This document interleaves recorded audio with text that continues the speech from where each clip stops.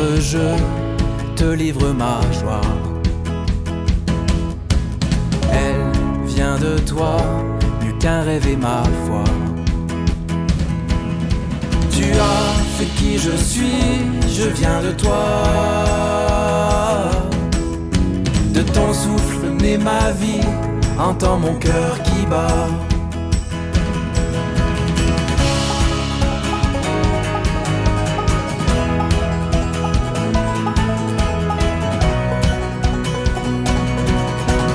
Toujours avec toi, je trouverai ma joie. À jamais et sans regret. Oh, mystère à la croix, tu as pardonné. Tellement aimé, oh tu m'as sauvé.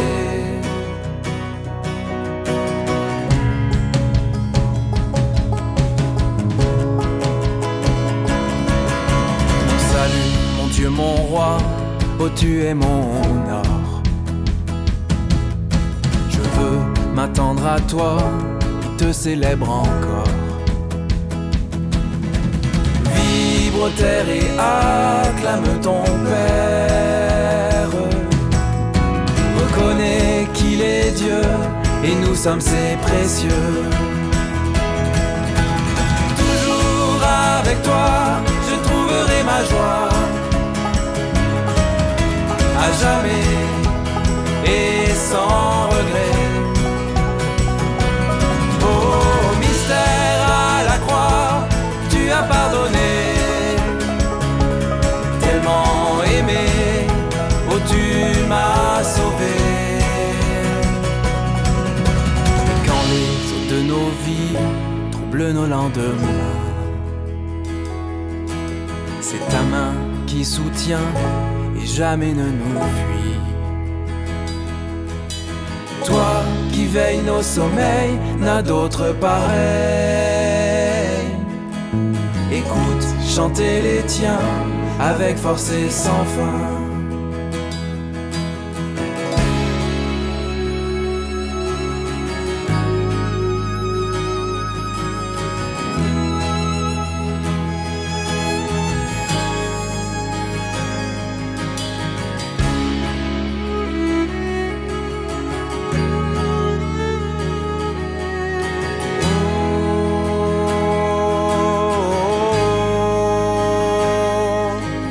Écoute chanter les tiens avec force et sans fin.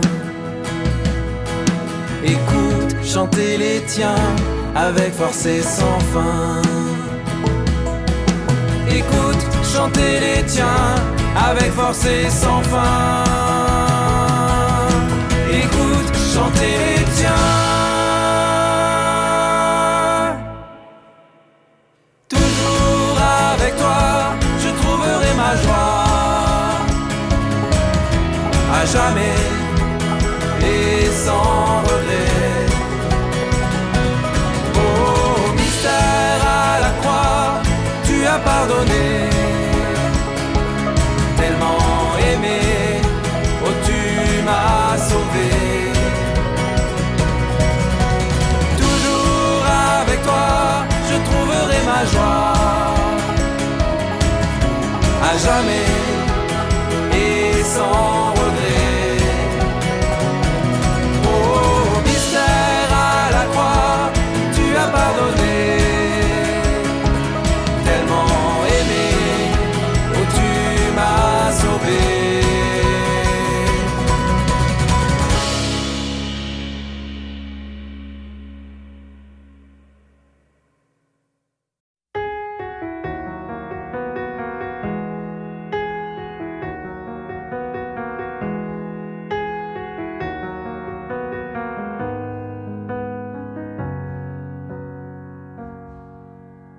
Comment osons-nous souiller impurs, nous approcher du Dieu trois fois saint?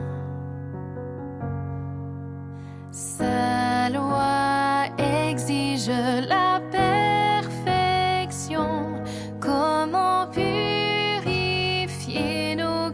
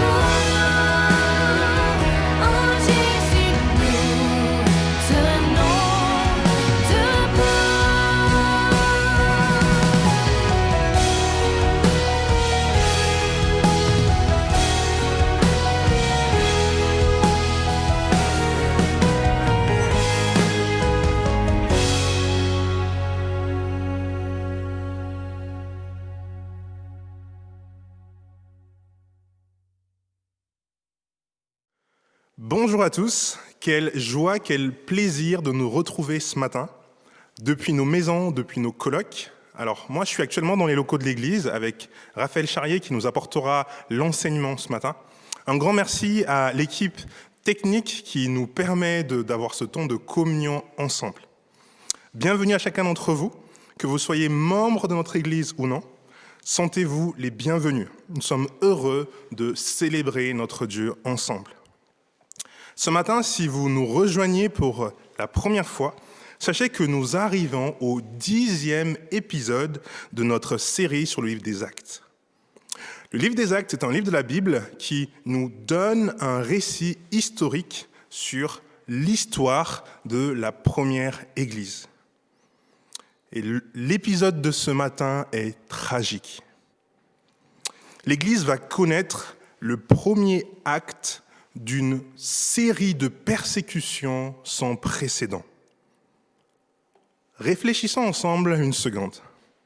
Est-ce que l'un ou l'autre a déjà subi de la moquerie à cause de sa foi? Est-ce que vous avez déjà été sujet de cette moquerie-là? Comment avez-vous réagi? Peut-être que vous avez été maltraité parce que vous croyez en Christ. Qu'avez-vous répondu? Et si vous n'êtes pas croyant, comment traitez-vous les personnes qui n'ont pas la même vision de Dieu que vous? Je vous propose d'aller un peu plus loin dans cette réflexion, et pour cela, je vous invite à découvrir un récit qui m'a marqué cette semaine. C'est l'histoire de Daniel. Les enfants, est-ce que vous êtes là? Si oui, je vous invite à vous approcher pour écouter attentivement ce récit. Nous allons voir comment Daniel réagit à la persécution qu'il subit.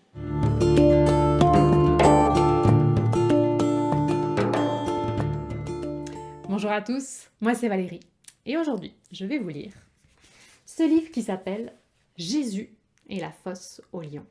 On y découvre ce que Daniel nous apprend sur Jésus. Ce livre il a été écrit par Alison Mitchell et il a été illustré par Catalina Echeverri. Alors c'est parti, Jésus et la fosse aux lions. Sais-tu que les plus anciennes histoires de la Bible sont un peu comme des énigmes? Si tu fais bien attention, tu peux y repérer des allusions à Jésus. Tu peux voir ces allusions chaque fois que quelqu'un dans l'histoire ressemble un peu à Jésus. Dans cette histoire, il y a beaucoup de lions.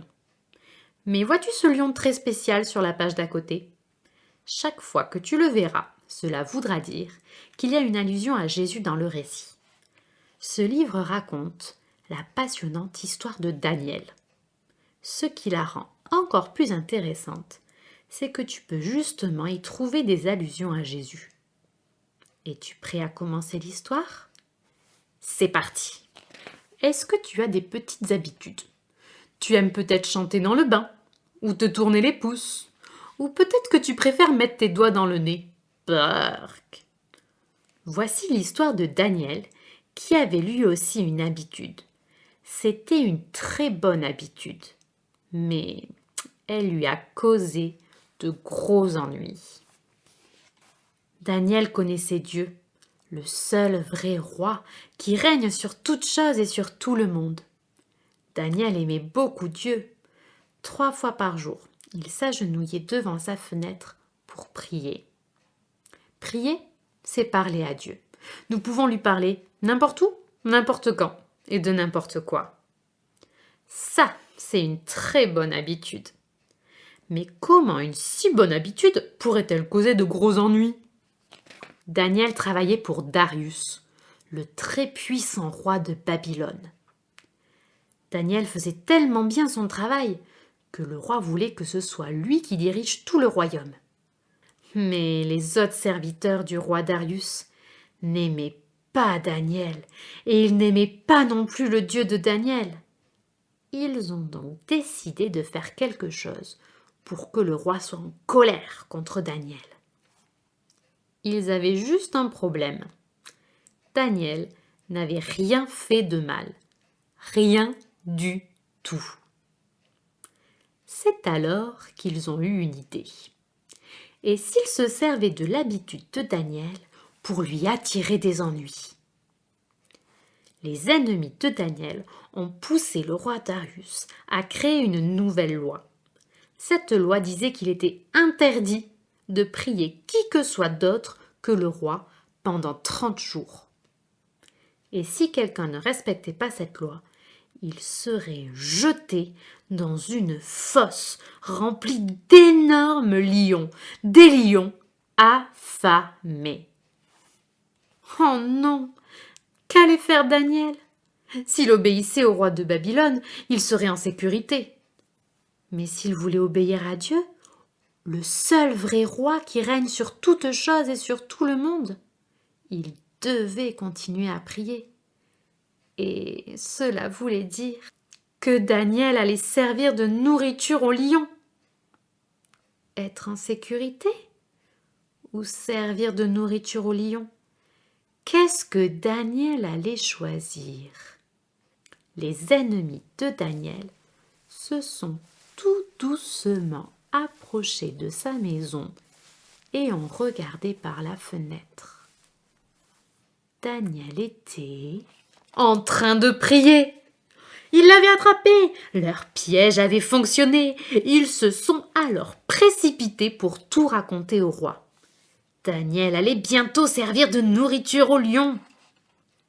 Le roi Darius a cherché et cherché toute la journée un moyen de sauver Daniel. Mais il n'a rien trouvé. Même le roi n'était pas capable de changer la loi.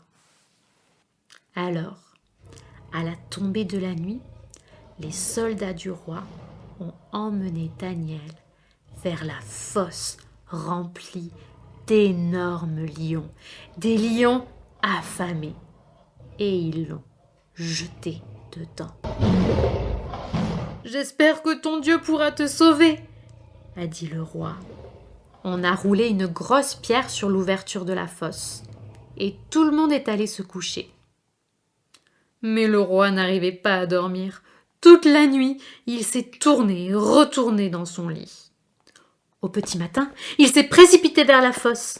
« Daniel, ton Dieu a-t-il réussi à te sauver des lions ?» a demandé le roi.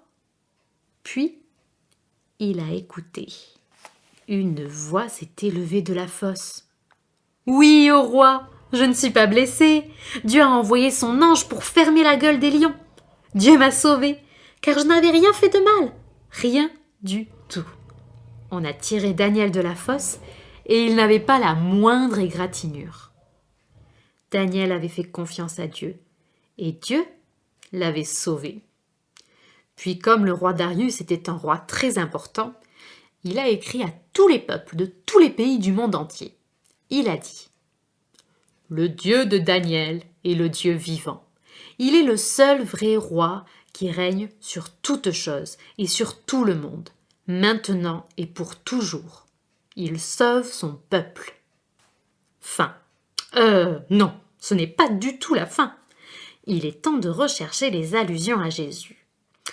Retourne en arrière et regarde à nouveau les images du livre. Il y avait beaucoup de lions dans cette histoire, mais as-tu repéré le lion très spécial? Il apparaît chaque fois qu'il y a une allusion à Jésus dans l'histoire. On rencontre ces allusions à Jésus chaque fois que Daniel ressemble un peu à Jésus, le Fils de Dieu. As-tu trouvé les 4 lions? Voici ce qu'ils signifient. Les ennemis de Daniel voulaient se débarrasser de lui. Alors ils ont essayé de lui causer de gros ennuis. C'est aussi ce que les ennemis de Jésus lui ont fait. Mais dans son travail, Daniel n'avait rien fait de mal, rien du tout. Ses ennemis ont dû inventer une nouvelle loi pour lui causer des ennuis. Tout au long de sa vie, Jésus n'a rien fait de mal, rien du tout. Alors ses ennemis ont inventé des mensonges pour lui causer des ennuis. Quand Daniel a entendu parler du projet de ses ennemis, il savait qu'il allait être arrêté et jeté au lion. Qu'a-t-il fait? Oui, c'est bien ça. Daniel a prié.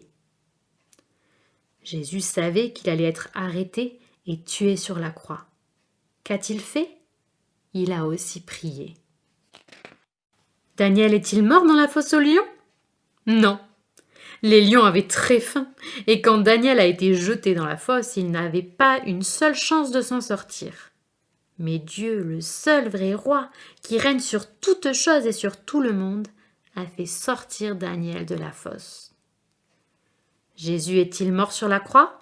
Oui. Oui? Oui. Jésus était vraiment mort. Mais ensuite, Dieu a retiré son fils de la mort. Et tu sais ce qui est extraordinaire dans tout ça? Dieu promet aussi de retirer de la mort tous les amis de son fils, afin qu'ils vivent pour toujours avec lui. Dieu peut-il réellement faire cela? Oui, il le peut. Il l'a déjà fait.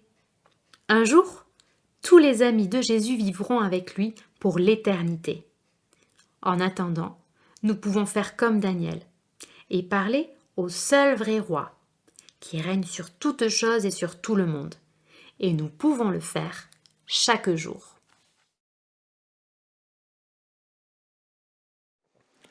Que penser de la réaction de Daniel? On s'est moqué de lui, on l'a traité injustement. Il a été accusé. Mais malgré tout, ce que l'on voit, c'est que Daniel a continué à obéir. Et il a expérimenté la paix de Dieu.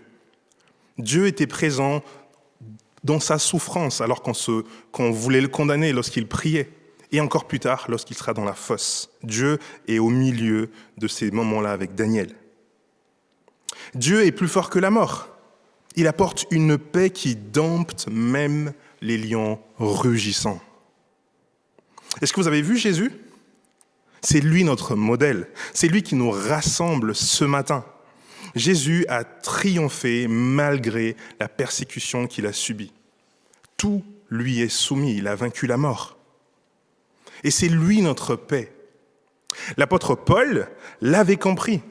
Et alors même qu'il était en prison à cause de sa foi, il écrit dans Philippiens 4, les versets 6 à 7. Pour ceux qui ont ces Bibles-là, c'est à la page 772. Philippiens 4, les versets 6 à 7. Je vais lire. Paul est en prison, et voici ce qu'il nous dit. Ne vous inquiétez de rien, mais en toute chose, faites connaître vos besoins à Dieu par des prières et des supplications, dans une attitude de reconnaissance. Et la paix de Dieu, qui dépasse tout ce que l'on peut comprendre, gardera votre cœur et vos pensées en Jésus-Christ. Et la paix de Dieu, qui dépasse tout ce que l'on peut comprendre, gardera votre cœur et vos pensées en Jésus-Christ. J'aimerais que ce passage puisse nourrir notre adoration, nos chants, nos prières. Paul nous dit que nous expérimentons la paix de Dieu quand nos pensées sont centrées en Jésus-Christ, lorsque notre cœur est centré en lui. Alors chantons, prions, chantons à Dieu qui nous apporte la vraie paix. Regardons à Dieu, venons à ses pieds, parce qu'il est plus important que ce que les autres pensent, que ce que les autres disent de nous. Chantons et prions.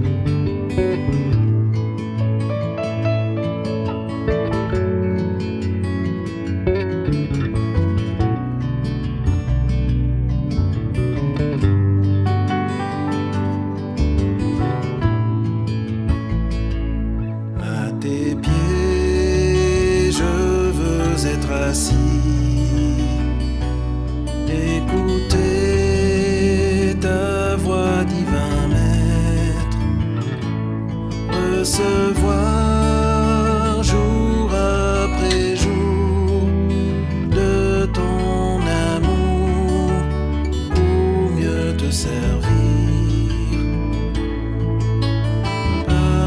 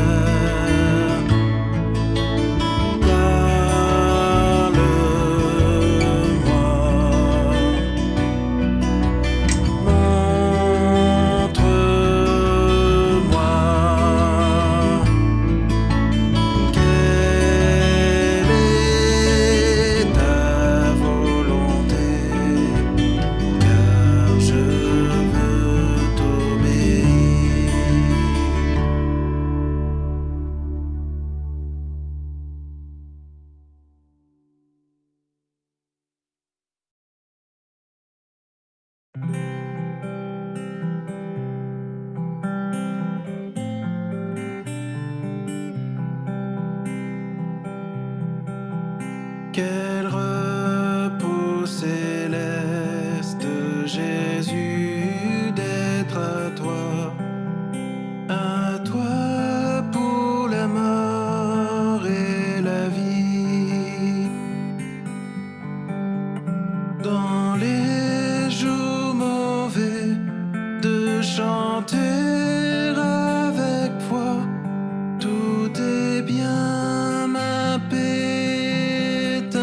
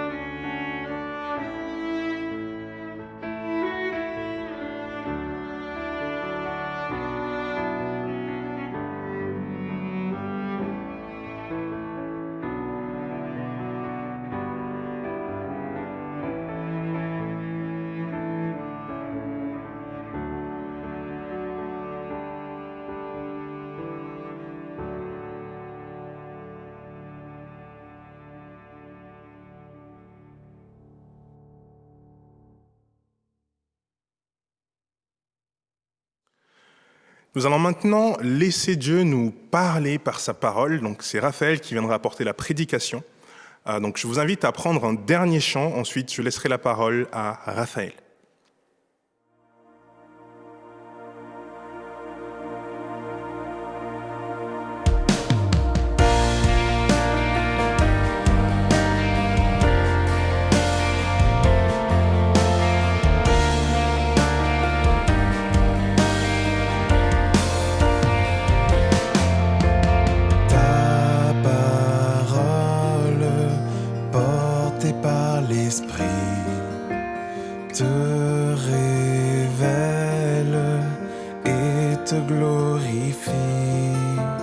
Que nous puissions entendre et comprendre. Ouvre nos yeux pour te contempler. Quel sublime trésor, plus précieux que l'or, tes paroles de vie éternelle. Œuvre par ton esprit pour révéler le Christ. Parle-nous, nourris-nous par ta voix.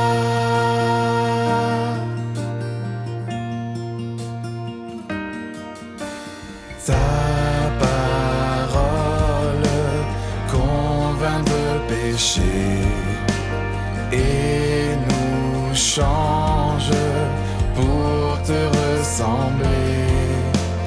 Que nos cœurs soient comme un sol fertile. Combat en nous l'incrédulité.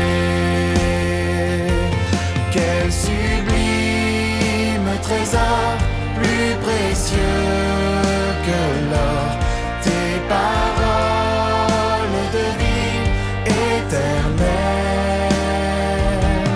Œuvre par ton esprit pour révéler le Christ. Parle-nous, nourris-nous par ta voix.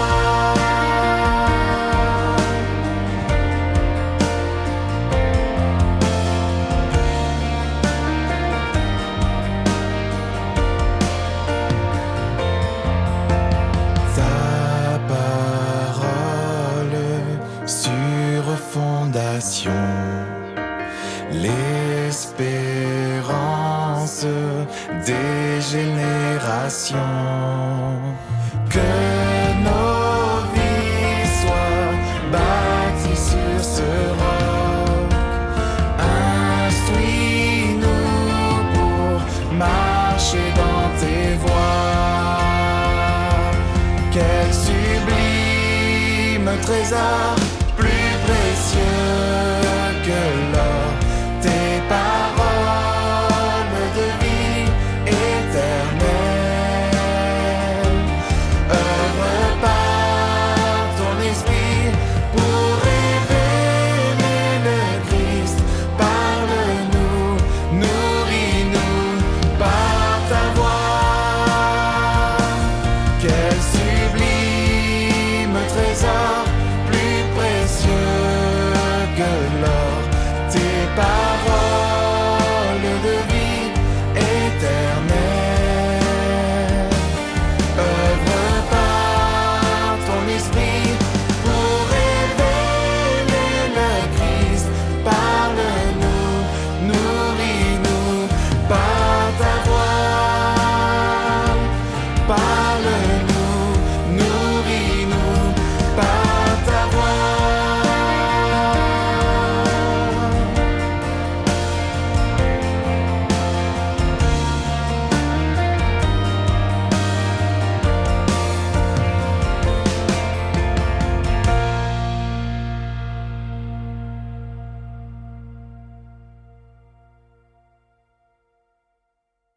Bonjour, je suis ravi de vous retrouver pour continuer cette série. Bonjour à vous, les membres de l'Église, et puis vous qui nous suivez de plus loin. On est vraiment content de pouvoir offrir ce temps ensemble en ligne d'enseignement. Vous le savez, Rolly l'a dit, nous continuons notre enseignement dans le livre des Actes. Et décidément, j'ai le mauvais rôle. Parce que il y a 3 semaines, je vous ai parlé de la mort d'Ananias et Saphira. Et aujourd'hui, je vais encore vous parler d'une mort. La mort d'un autre chrétien, c'est la 2e dans le livre des Actes. Et en fait, j'ai l'impression d'être le croque-mort de cette série. L'événement d'aujourd'hui, c'est la mort en martyr d'Étienne. C'est un événement qui est vraiment difficile, mais qui est aussi plein d'espoir pour nous, parce que nous avons la chance de voir ce que Étienne a vécu au moment le plus difficile de sa vie. Et j'espère que ce récit va nous apporter beaucoup d'encouragement. Vous l'avez vu depuis le début que nous avons commencé cette série sur le livre des Actes, l'Église est en proie à une alternance de problèmes, des problèmes internes et des problèmes externes. Et là, de nouveau, alors que la semaine dernière, nous étions dans des problèmes qui étaient plutôt internes, nous rebasculons dans des problèmes externes. Mais là, on monte d'un cran. C'est le texte qui va être la bascule au niveau du livre des Actes, à la suite de la mort d'Étienne en martyr. C'est l'Église qui va être dispersée à cause de la persécution. Il va être malheureusement le premier de nombreux chrétiens persécutés. Et donc le ton monte d'un cran, et on va voir aussi qu'Étienne n'est pas seulement persécuté simplement par les autorités, mais par le peuple. Donc la tension monte d'un cran. Mais je crois que cet événement tragique va pouvoir nous apporter quand même beaucoup d'encouragement. Et je vous invite, sans plus attendre, à lire avec moi à partir donc de Actes chapitre 6, le verset 8. Et comme nous avons un long texte, je vais le découper pour l'expliquer, ce sera plus simple pour nous. Donc Actes 6, je vais lire les versets 8 à 10. Je vous invite à le lire. Étienne, plein de foi et de puissance, accomplissait des prodiges et de grands signes miraculeux parmi le peuple. Quelques membres de la synagogue, appelée synagogue des affranchis, c'était une synagogue de juifs de tradition plutôt grecque, des Cyrénéens, des Alexandrins et des juifs de Cilicie et d'Asie, se mirent à discuter avec lui. Mais ils ne pouvaient pas résister à la sagesse et à l'esprit qui inspirait ces paroles. Voilà le contexte qui va prévaloir à la persécution d'Étienne. Et je voudrais revenir simplement sur qui est Étienne.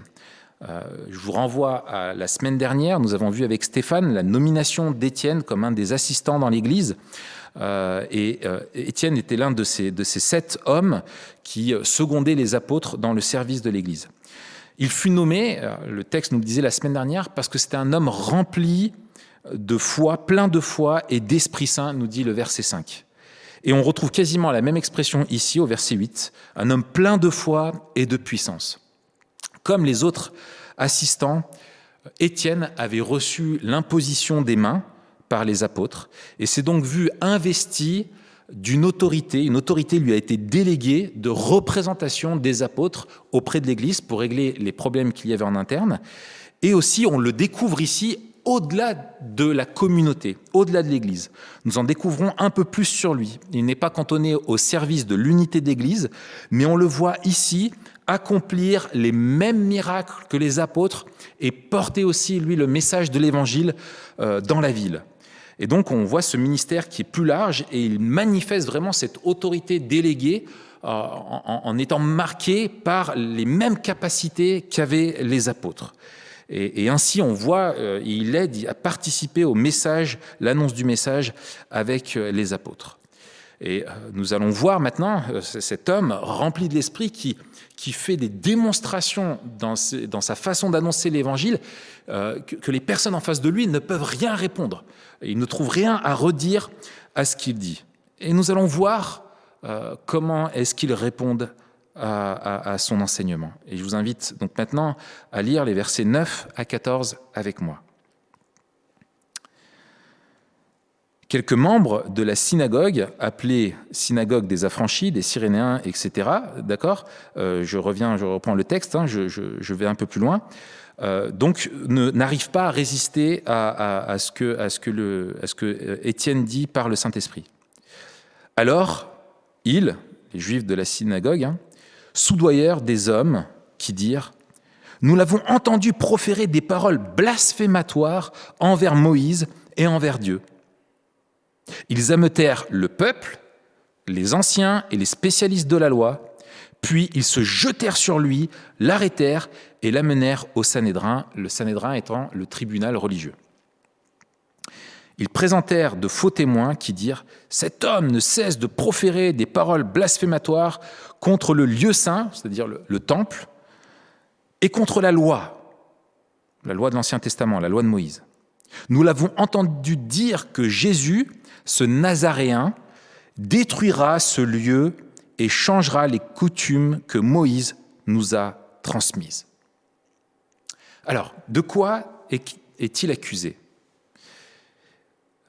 Ils sont désarmés face à l'enseignement d'Étienne et ils décident, ne voulant pas croire à ce qu'il leur dit, ils décident de solliciter des faux témoins qui vont l'accuser donc du blasphémer contre le temple, ce lieu saint, en disant que Jésus avait prophétisé sa destruction, ce qui est vrai, Jésus avait prophétisé la destruction, mais ils n'ont pas compris ce que voulait dire Jésus, et ils ne veulent pas comprendre ce que dit Étienne. On va y revenir. Et la deuxième accusation, c'est le blasphème contre la loi de Moïse. On peut l'étendre à comprendre comme cela à toute la loi, à tout l'Ancien Testament. Il blasphème contre l'Ancien Testament et il modifie la loi, il tente de modifier l'héritage de Moïse. Alors, quelle va être la défense d'Étienne ? Vous allez voir un discours qui est merveilleux. Comme il est un petit peu long, j'ai demandé à Morane, notre speakerine officielle de l'Église, de pouvoir nous faire la lecture de ce texte et nous allons nous retrouver tout de suite après. Je vous invite vraiment à écouter et suivre avec attention parce que c'est vraiment quelque chose de magistral que fait Étienne et on se retrouve après la lecture de ce texte.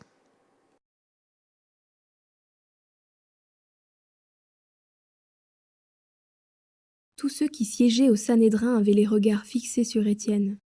Ils virent que son visage était comme celui d'un ange. Le grand prêtre dit « Est-ce exact ?» Étienne répondit « Mes frères et pères, écoutez. Le Dieu de gloire est apparu à notre ancêtre Abraham lorsqu'il était en Mésopotamie, avant qu'il ne s'installe à Charan, et il lui a dit « Quitte ton pays et ta famille, et va dans le pays que je te montrerai. » Il a alors quitté le pays des Chaldéens et est allé habiter à Charan. De là, après la mort de son père, Dieu l'a fait passer dans le pays que vous habitez maintenant. Il ne lui a donné aucun héritage dans ce pays, pas même de quoi poser son pied, mais il a promis de lui donner la possession, ainsi qu'à sa descendance après lui, alors même qu'il n'avait pas d'enfant. Voici ce que Dieu a dit. Ses descendants séjourneront dans un pays étranger. On les réduira en esclavage et on les maltraitera pendant 400 ans. Cependant, la nation dont il sera esclave, c'est moi-même qui la jugerai, dit Dieu. Après cela, ils sortiront et ils me serviront dans ce lieu-ci. Puis Dieu a donné à Abraham l'alliance de la circoncision. Ainsi, Abraham a eu pour fils Isaac, et l'a circoncis le 8e jour. Isaac a fait de même pour Jacob, et Jacob pour les 12 patriarches. Les patriarches, jaloux de Joseph, l'ont vendu pour qu'il soit emmené en Égypte, mais Dieu était avec lui, et l'a délivré de toutes ses détresses. Il lui a donné la sagesse et la grâce devant le Pharaon, le roi d'Égypte, qui l'a établi gouverneur de l'Égypte et de toute sa maison. Il est alors venu une famine dans toute l'Égypte et en Canaan. La détresse était grande et nos ancêtres ne trouvaient pas de quoi manger. Jacob a appris qu'il y avait du blé en Égypte, et il y a envoyé nos ancêtres une première fois.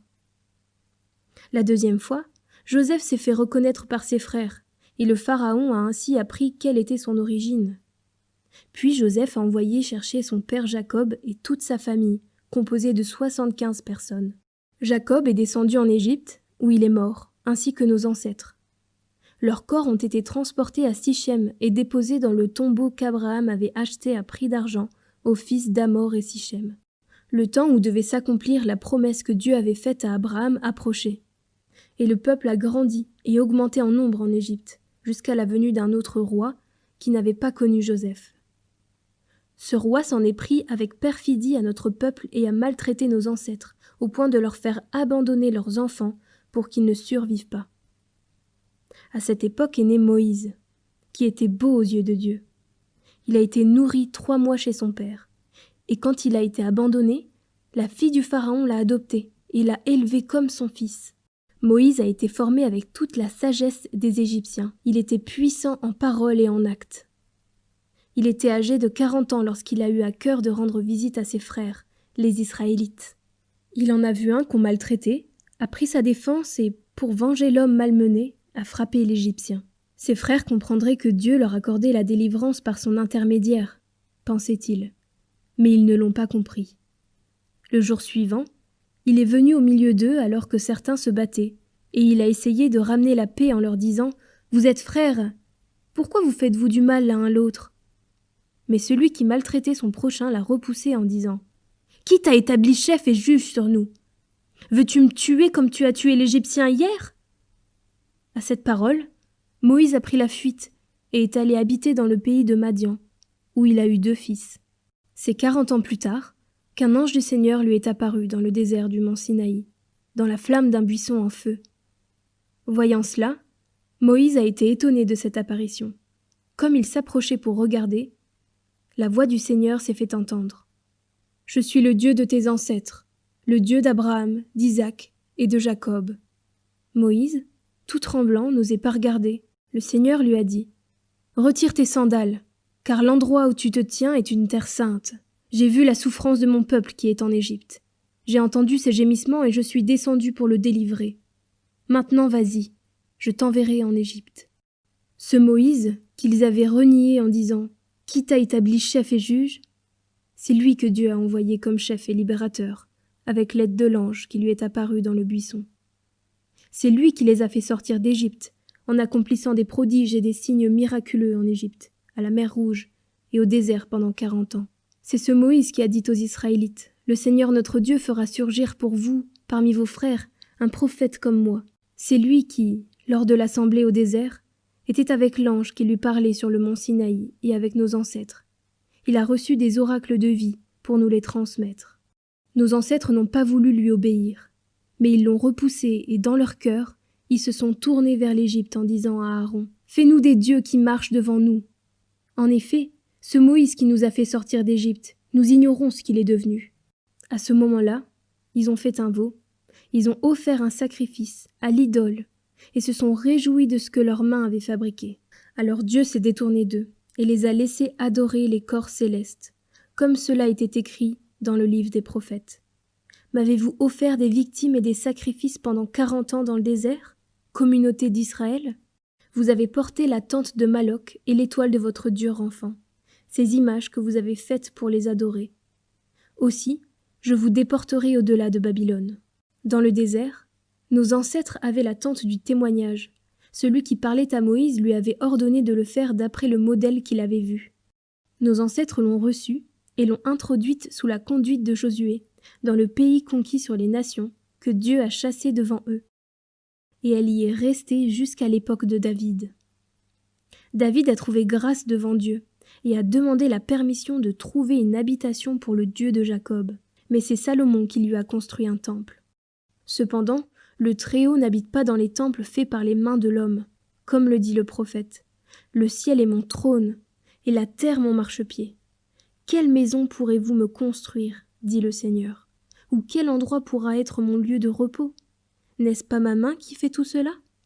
Homme réfractaire, incirconcis de cœur et d'oreille, vous vous opposez toujours au Saint-Esprit.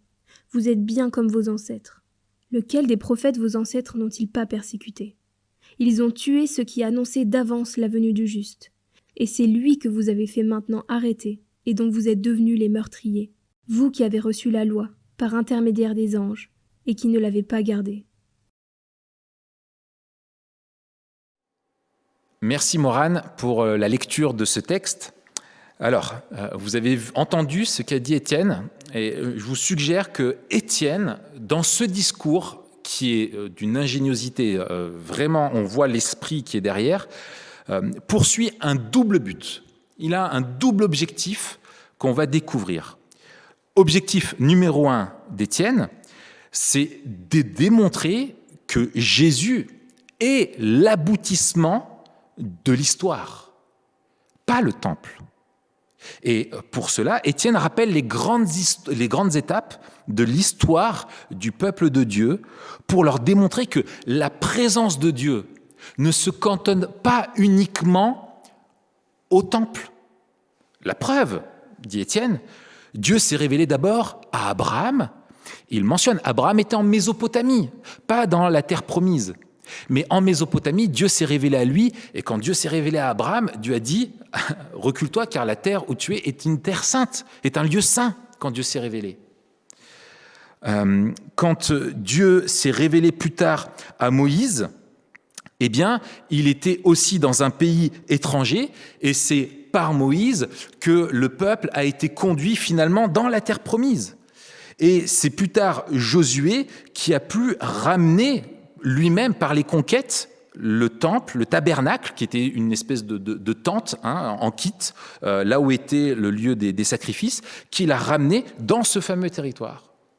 Et ensuite, eh bien, c'est le roi David qui voulut construire une maison pour Dieu, un temple en pierre, pour que le lieu des sacrifices puisse se faire. Et c'est son fils qui le construisit au final.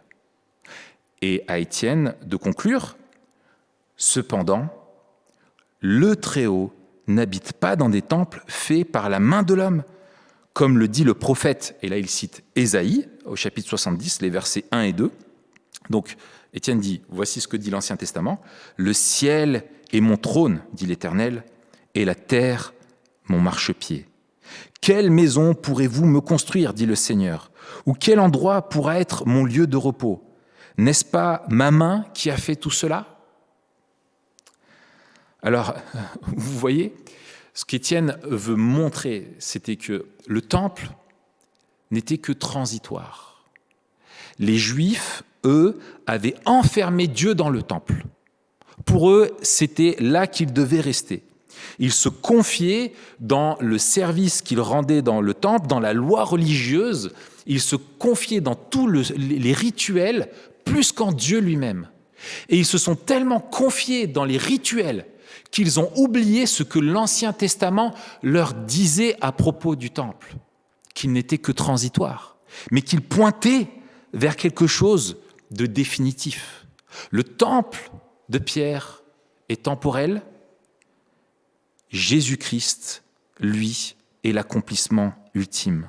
Le temple avait un rôle pédagogique, il annonçait et préparait la venue de Jésus. Et c'est ce que Jésus a enseigné à ses disciples. Jésus est le temple, c'est-à-dire qu'il est Dieu parmi nous. Il est Dieu qui est au milieu de nous.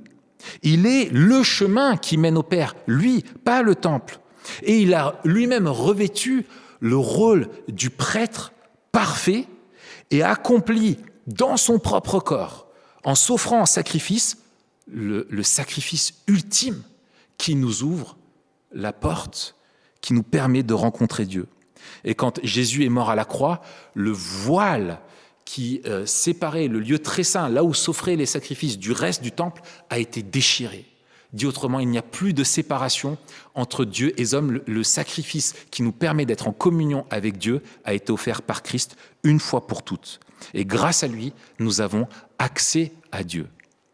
Et tous ceux qui placent leur foi en Jésus-Christ sont par extension, en étant unis à Jésus, des pierres aussi de ce temple. Jésus est le temple et l'Église, la communauté des croyants, la communauté des chrétiens est le vrai temple de Dieu. Pas ceux qui vont faire des rituels dans ce temple en pierre qui est maintenant obsolète, qui ne sert plus à rien. Dieu n'est plus dans le Saint des Saints.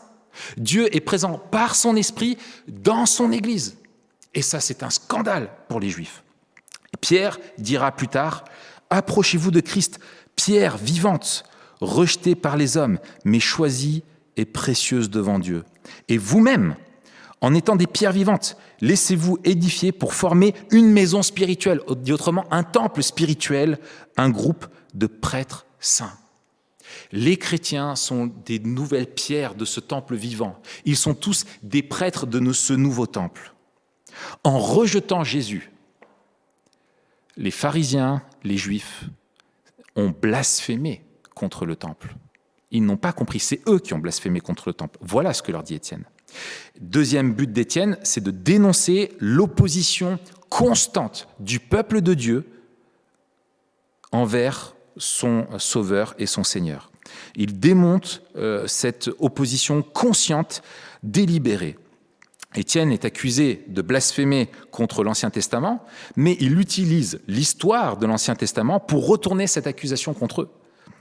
Il cite la parole de Moïse dans le Deutéronome chapitre 18, où Moïse annonçait, et il dit « Le Seigneur notre Dieu fera surgir pour vous, parmi vos frères, un prophète comme moi. » Dit autrement, Moïse annonçait le Messie, mais en rejetant Jésus, ils rejettent eux la loi de Moïse. Ils rejettent ce vers quoi la loi de Moïse pointait. Et comme leurs ancêtres, ils se mettent en avant, ils s'illustrent par leur rébellion. Joseph, sauveur de ses frères, qui fut livré en esclavage. Moïse, libérateur de son peuple, mais qui fut rejeté par les siens. Et quand Dieu a révélé à son peuple comment il devait l'adorer, le peuple lui-même s'est encore détourné de Dieu et retourné vers l'idolâtrie dont il avait l'habitude quand il était dans le territoire de l'Égypte, avec le fameux épisode du veau d'or, etc. Le juste que les prophètes annonçaient, ce Messie à venir, ils en ont été les meurtriers. L'histoire est comme un miroir que Étienne place face à ceux qui l'accusent. L'idolâtrie et la rébellion caractéristique de l'histoire d'Israël envers Dieu sont toujours bel et bien présentes dans cette génération. C'est ça qu'il veut leur dire, Étienne. Et la preuve, c'est que vous avez tué, comme le peuple avait voulu tuer Joseph, s'était détourné de Moïse, etc. Vous avez voulu tuer le Messie. Comment vont-ils réagir à ce message? Enragés, ils l'ont tué. Pourtant, ils ont vu les miracles qu'il a accomplis. Le texte nous dit qu'ils ne pouvaient résister à la sagesse et à l'esprit qui inspirait ses paroles. Ils virent son visage qui était comme celui d'un ange. Et là, Luc nous renvoie directement à Moïse, qui, lorsqu'il sortait du tabernacle, après avoir été dans la présence de Dieu, rayonnait. Mais ils ont été aveugles à ces rayonnements. C'est ce qui est un comble. Ils ont vu sa face briller, mais ça les a rendus aveugles. Ainsi, Étienne a conclu, « Hommes réfractaires, incirconcis de cœur et d'oreille, vous vous opposez toujours au Saint-Esprit. Vous êtes comme vos ancêtres. » Comment vont-ils réagir? Ils vont le tuer. Et je vous invite à lire avec moi la suite du texte. En entendant ces paroles, ils avaient le cœur plein de rage et ils grinçaient des dents contre lui. Mais Étienne, rempli du Saint-Esprit, fixa les regards vers le ciel et vit la gloire de Dieu et Jésus debout à la droite de Dieu. Et il dit, « Je vois le ciel ouvert et le Fils de l'homme debout à la droite de Dieu. » Ils poussèrent alors de grands cris en se bouchant les oreilles, se précipitèrent tous ensemble sur lui, le traînèrent à l'extérieur de la ville et se mirent à le lapider. Les témoins avaient déposé leurs vêtements aux pieds d'un jeune homme appelé Saul. Ils jetaient des pierres à Étienne qui priait et disait « Seigneur Jésus, accueille mon esprit. » Puis il se mit à genoux et s'écria d'une voix forte « Seigneur, ne les charge pas de ce péché. » Après avoir dit cela, il s'endormit. Saul approuvait l'exécution d'Étienne. Comment vont-ils réagir à ce message plein de rage et de colère? Le message d'Étienne les obligeait à reconnaître leur culpabilité devant Dieu. Et ça, ils ne voulaient pas. Ça les poussait à croire en Jésus et donc à renoncer tout ce en quoi ils avaient placé leur confiance. Le Dieu qu'ils s'étaient fait à leur image. Ce Dieu s'appelait indépendance, autonomie, autodétermination, orgueil. Ce n'était pas le Dieu des Écritures qui annonçait le Christ. Ils s'étaient détournés de lui, mais parce qu'ils ne voulaient pas reconnaître leur culpabilité. Alors, comment Étienne est-il un modèle pour nous? Quels encouragements nous pouvons tirer de ce texte qui est si difficile? Au moment culminant de sa vie, alors que c'était le contexte le pire qu'il n'ait jamais connu, est-ce qu'on peut imaginer Étienne seul, au milieu d'une foule, qui l'insulte, qui veut le tuer, et comme la peur devrait saisir? Eh bien, dans ce contexte-là, Étienne a imité Jésus. Il a imité Jésus. Et son expérience est même troublante, telle elle est similaire à celle de son Seigneur. Il passe devant le Sanhédrin comme Jésus. Il est confronté à des faux témoignages comme Jésus lors de son pseudo-procès. Il est haï par la foule comme Jésus. Il est traîné à l'extérieur de la ville pour être lapidé. Jésus, lui, a été crucifié, mais il est traîné à l'extérieur de la ville comme Jésus. Et Étienne meurt en imitant Jésus. Il meurt en pardonnant à ceux qui le font périr, comme Jésus le faisait sur la croix. Il reprend même les paroles quasiment mot pour mot de Jésus, où il lui dit « Seigneur Jésus, accueille mon esprit », comme Jésus a dit au Père « Père, je remets mon esprit entre tes mains ». Puis, il se mit à genoux et s'écria d'une voix forte « Seigneur, ne les cherche pas de ce péché », comme Jésus l'a dit en Luc 23, verset 34. Au moment le plus difficile, le plus critique, Étienne a ressemblé à Jésus. Comment est-il un modèle pour nous? Eh bien, quand on voit ce modèle de foi, je suggère quatre applications. La première, c'est que nous devons apprendre, nous aussi, à mourir à nous-mêmes pour ressembler à Jésus. Par la grâce de Dieu, nous vivons dans un temps, peut-être que nous le croyons un petit peu difficile en ce moment, mais qui n'est sans aucune mesure commune avec ce qu'a vécu Étienne.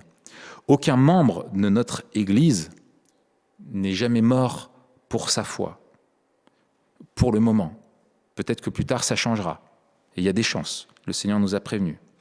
Nous pouvons nous réjouir que pour le moment, nous n'ayons pas eu à faire face à cela. Néanmoins, nous faisons face à des difficultés dans nos vies. Nous faisons face à de l'opposition. Nous pouvons faire face à des moqueries aussi en tant que chrétiens.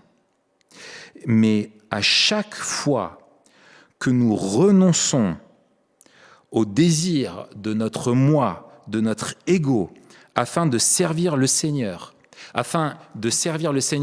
auprès de celles et ceux qui ne nous aiment pas, à chaque fois que nous apprenons à prier pour ceux qui nous créent des ennuis et que nous disons à Dieu, ne les charge pas de ce péché. À chaque fois que nous sommes actifs pour rechercher la paix autour de nous, nous apprenons un peu plus à mourir à nous-mêmes et à imiter Jésus-Christ. Et finalement, la vie du chrétien est une succession de petites morts à lui-même, chaque jour. C'est ainsi que nous apprenons à laisser Christ vivre en nous. Deuxième application, nous devons apprendre à dépendre du Saint-Esprit. Luc, l'auteur, fait tout dans ce texte pour nous rappeler que c'est l'Esprit qui est en Étienne, qui agit au travers d'Étienne. Nous l'avons vu, il a été nommé diacre, assistant des apôtres, parce que c'était un homme rempli du Saint-Esprit. Acte 6, 10, l'Esprit qui inspirait ces paroles auxquelles il ne pouvait pas résister. Et l'Esprit de Dieu était la source de la sagesse à laquelle les adversaires ne pouvaient pas résister. Et Jésus avait prophétisé et avait fait une promesse. Et c'est incroyable de voir comme elle s'accomplit ici pour Étienne. Jésus avait dit « Je vous donnerai les paroles et une sagesse telle qu'aucun de vos adversaires ne pourra s'y opposer ni les contredire. » Et Étienne vit cette expérience-là, où ils sont obligés d'aller trouver des faux témoins pour l'accuser. Et on voit que chez Étienne, l'aide du Saint-Esprit n'est pas sans laisser de place à la connaissance de la révélation qu'a apporté le Saint-Esprit au cours des siècles qui l'ont précédé, c'est-à-dire de toute la révélation des Écritures. Son discours, vous l'avez vu, est saturé de la connaissance des Écritures. Et le Saint-Esprit l'a aidé à les articuler et à les faire comprendre. Les héros de la foi, comme Étienne et comme bien d'autres, nous font rêver. Nous voudrions avoir le même courage qu'eux, les mêmes charismes qu'eux dans les situations difficiles. Nous voudrions avoir leur foi, mais je crois que Luc veut nous encourager à avoir aussi leur piété, à apprendre comme eux, surtout, à dépendre du Saint-Esprit. L'assurance de la paix qu'il a pu expérimenter au moment le plus crucial de sa vie est le fruit d'une vie qui était déjà conduite par le Saint-Esprit. C'est une conséquence. Et finalement, il a récolté, c'est le fruit de ses habitudes qu'il manifeste au moment le plus difficile. C'est une école. Troisièmement, nous savons que Christ a vaincu la mort au travers de cette expérience difficile. Dans sa mort, Étienne était consolé parce que Jésus est bel et bien vivant.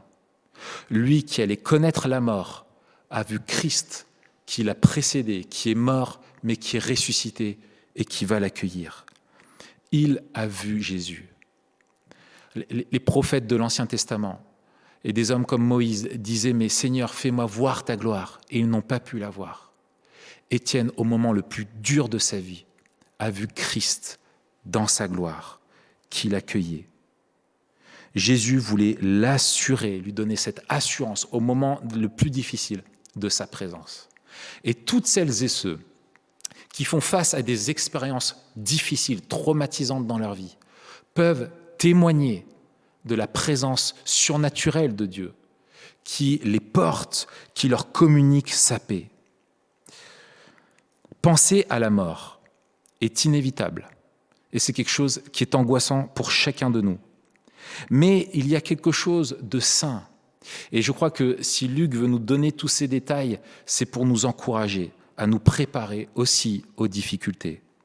Charles Spurgeon disait que se préparer à mourir, c'est se préparer à vivre. Plus nous apprendrons à être conduits par l'Esprit, plus nous serons affirmés dans notre foi et conscients que Christ, lui, a vaincu la mort. Et la peur sera chassée par la lumière de Christ. Et enfin, une dernière remarque en guise de conclusion, une dernière application. Au milieu des ténèbres de cette histoire si triste avec Étienne, Christ demeure souverain. Pourquoi Dieu permet-il que quelqu'un qui est à peine en place comme Étienne, un jeune responsable dans l'Église, quelqu'un de doué, rempli de foi, un modèle pour tout le monde, qui manifestement il y avait des fruits dans sa vie, pourquoi Dieu a-t-il permis et a-t-il laissé ces hommes le tuer? Il aurait eu tellement de choses à faire encore devant lui. Pourquoi Dieu, encore de nos jours, permet que tant et tant de nos frères et sœurs passent par les mêmes épreuves qu'Étienne? Pourquoi? La question est sans réponse. La question est sans réponse. Et la souveraineté de Dieu est faite de choses qui nous échappent. Elle est mystérieuse, cette volonté souveraine, mais nous connaissons Dieu.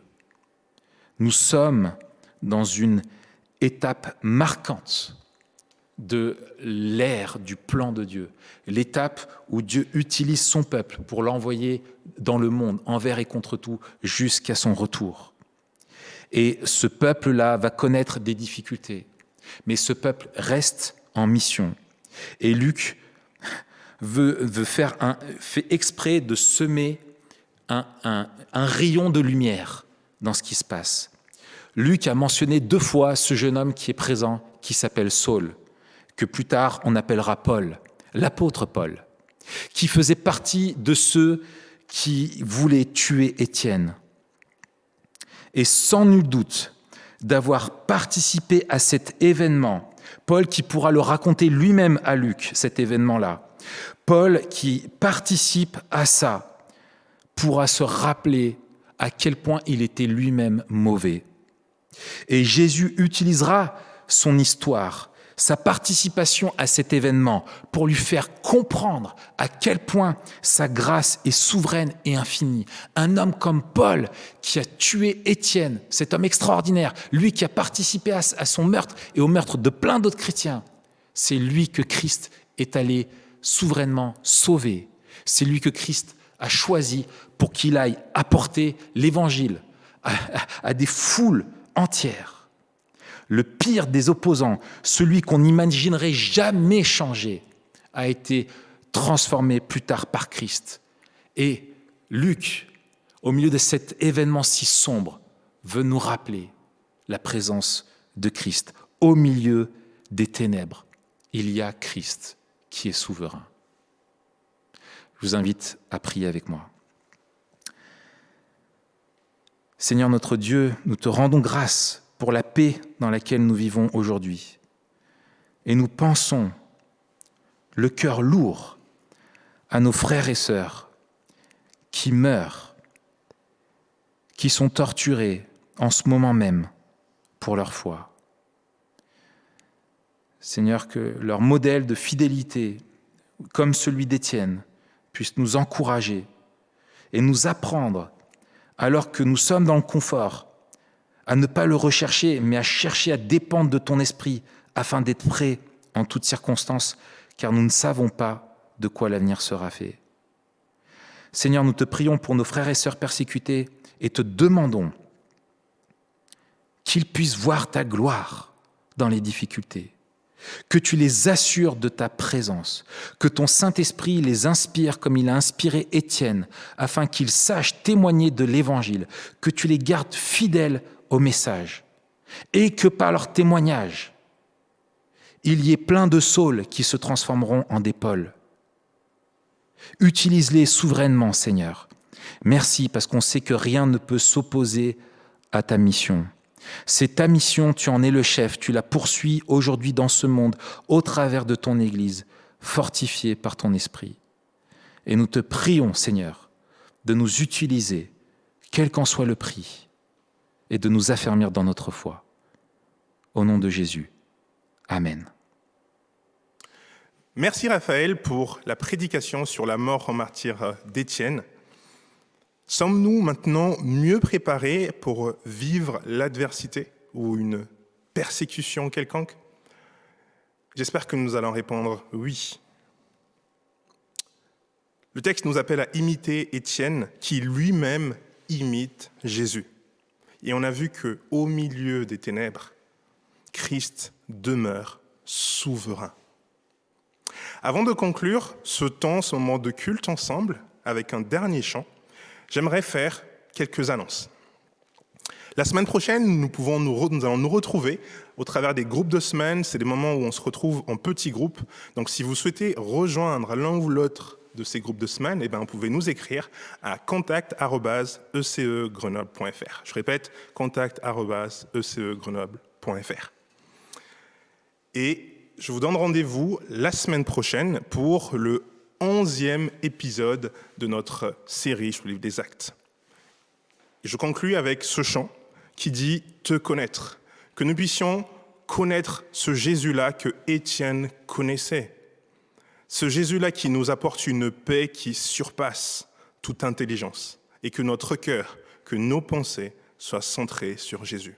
Alors chantons ensemble te connaître Jésus. Et je vous souhaite un bon dimanche et une bonne semaine.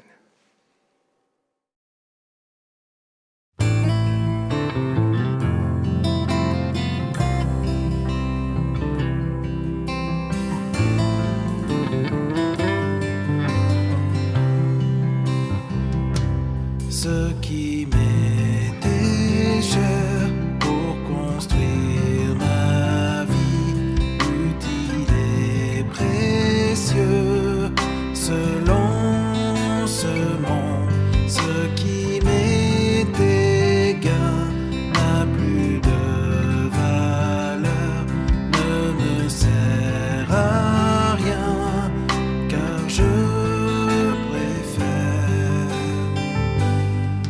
connaître Jésus,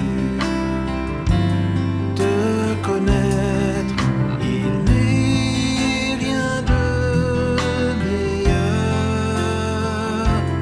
Toi mon Dieu, mon seul bien, ma vraie joie et ma justice, ô Seigneur, je t'aime.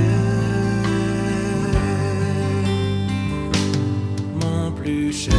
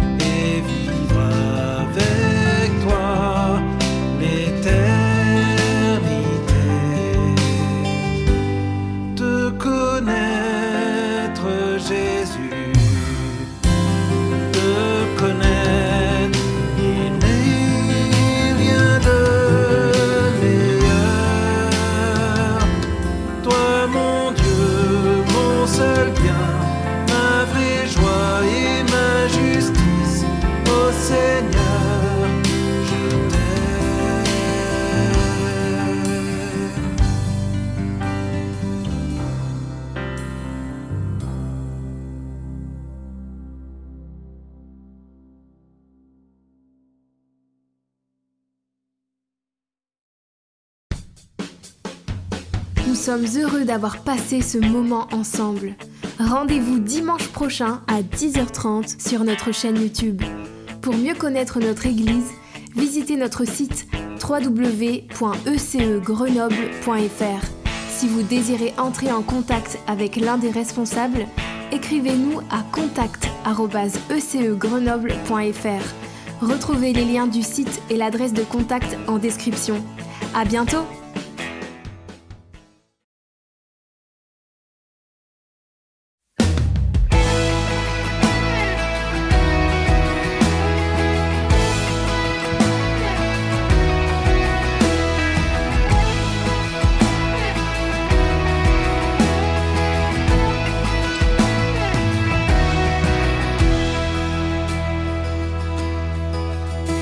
Leurs pas tremblent sur le chemin de sa